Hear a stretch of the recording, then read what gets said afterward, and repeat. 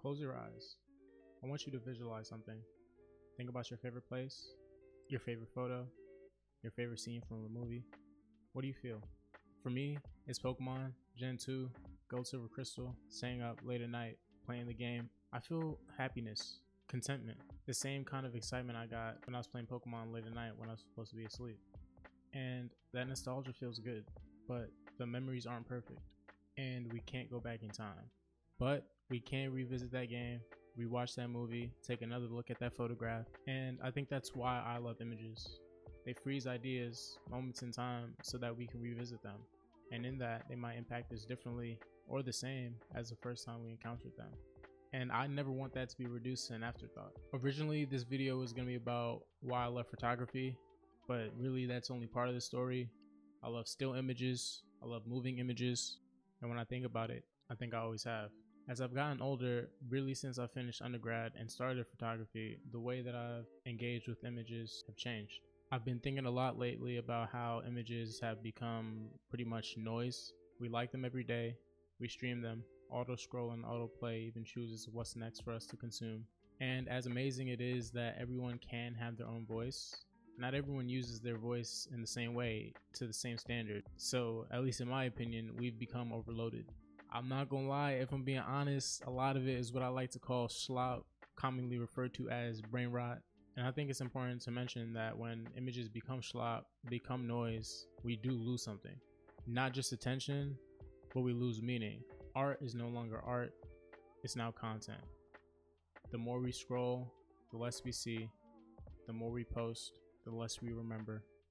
And that's not even to say that everything that we create is supposed to be groundbreaking, but I do think that things that we create should have at least a little bit of meaning, even if it's just to yourself, and even if it's just to capture a moment in time. When I was thinking about this, one of the first things that came to my mind is AI and art, and that could easily be the full topic of this video, but I do want to save that for another time just because it's so dense and there's so much to think about. For example, the potential, whether or not it's gonna happen, the potential for robot rights, AI consciousness, all that. Right now, I just want to talk about something a lot simpler, and that's the importance of making things worth consuming. It's obvious we live in a hyper consumerist world, from clothes to content, but what we consume does matter.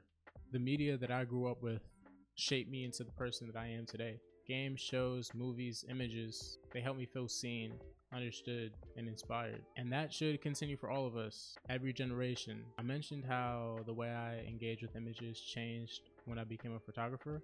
Well, funnily enough, I did not even become a photographer until I was about 23 years old, after I graduated college. I had no experience prior to anything in the art world, really. And it wasn't until maybe a couple years later that I even thought about touching anything related to video. I made a couple videos, which are all deleted now, so you can't find them. That really shaped my growing appreciation and interest in media. And really what I'm aiming to accomplish here is just to honor the thing that I fell in love with in the first place. So again, I want you to think about your favorite photo, your favorite film, favorite video, your favorite game, painting, or show. Someone made that and it resonated with you. Truthfully, it stayed with you. Not too long ago, I visited the Museum of Moving Images in Queens, the MoMI. For context, if you've never been, I do recommend it. It is worth the trip. It's really just a place full of artifacts and history that illustrate how truly groundbreaking images and media were, how important film and television were. A reminder of how powerful moving images are, the role that they can play in inspiring people to take action, really about anything. They hold memories, they shape culture, they just matter. Growing up and moving into this space of art, media, and film, I started to find inspiration in some of the things I was consuming. And I just kind of wanted to list some of those for you today.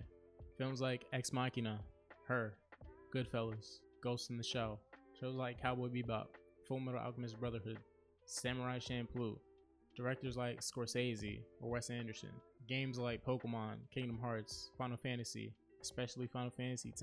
That's the gold. All of those works left a lasting impression on me. They challenged my thinking and ultimately sparked a urge, a desire to create things myself.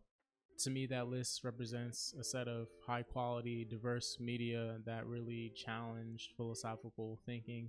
Personally, encouraged me, helped me grow. But I understand if you think that list is very basic. I get it. I understand. I'm just saying that compelling imagery and thoughtful storytelling can have a profound impact on a person. I don't want this to be too long, so I'm going to leave you with this. Don't let imagery become an afterthought. It's a reflection of who we are as people, and we're complex, fun, interesting, curious beings.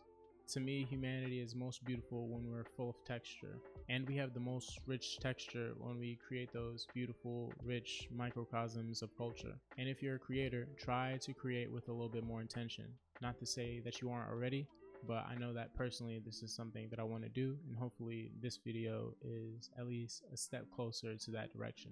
And if you don't create, just get your thoughts out there. You never know what you end up making or who you even end up inspiring.